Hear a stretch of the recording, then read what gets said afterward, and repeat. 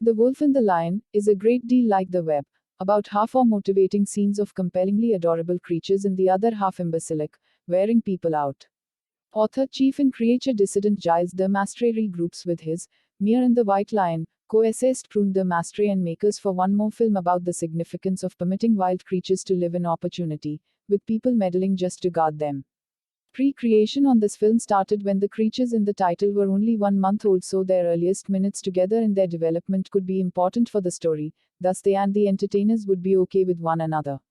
By a wide margin, the most awesome aspect of The Wolf and the Lion is the exceptional film of the creatures. This isn't CGI. This is a genuine wolf and a genuine lion who are, the end credit succession guarantees us, genuine dearest companions. The human characters and the slight storyline planned around them is accidental to the creature film as well as to his message about the significance of permitting wild creatures to remain in nature. All things considered, too focused on as they unquestionably are, the functioning creatures recounting to us this story are living in development and performing for a camera.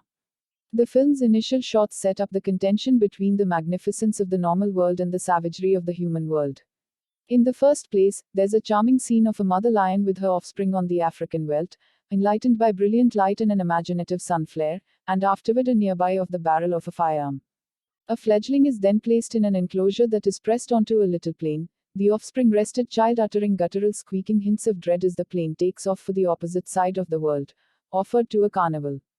The human who will become a close acquaintance with the creatures starts as a long way from the wilds of Africa as could really be expected. Old-style piano understudy Alma, Molly Kunz lives in a major city and is buckling down on a forthcoming rivalry.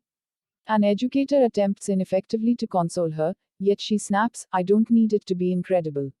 I need it to be great. Alma's cherished granddad has simply kicked the bucket, thus she makes a short outing for his eco-burial service.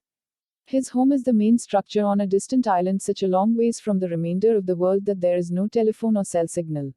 He has left her a recorded message, advising her to believe her heart and clarifying that he has become friends with a she-wolf. She isn't manageable, obviously, however she isn't unfortunate, he says, so the wolf might come to the house. The plane conveying the lion whelp crashes and the offspring in a real sense falls into Alma's arms. Mum she-wolf comes to the house, bringing her offspring and medical attendants. The two children like the little lion is essential for her litter. At the point when she vanishes, Alma assumes control over, making it a three-animal group's family. Her arrangements for a one-night visit transform into an endless stay.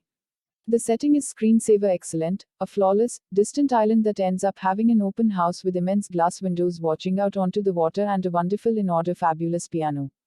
Alma and the two offspring carry on with an Edenic presence. You might perceive the house from the Johnny Depp film, Secret Window. The lion may not rests with the sheep, yet the two infants skip around lovably. Here we get to watch adorable child creatures eat the carrot nose off of a snowman. There will without a doubt be AWWS. Everything is great. Until they are found. The natural life specialists remove the wolf and the lion from the island. At the carnival that paid for the lion needs it to sell tickets and the awful ringmaster intends to eliminate the lion's paws and cause him to do stunts with a whip and medications.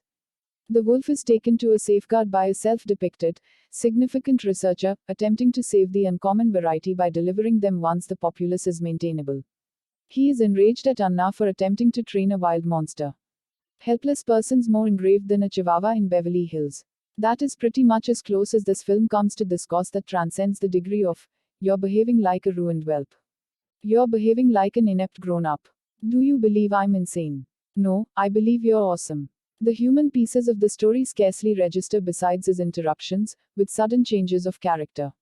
Alma is anxious and focused on piano. Up to the point that she is no longer.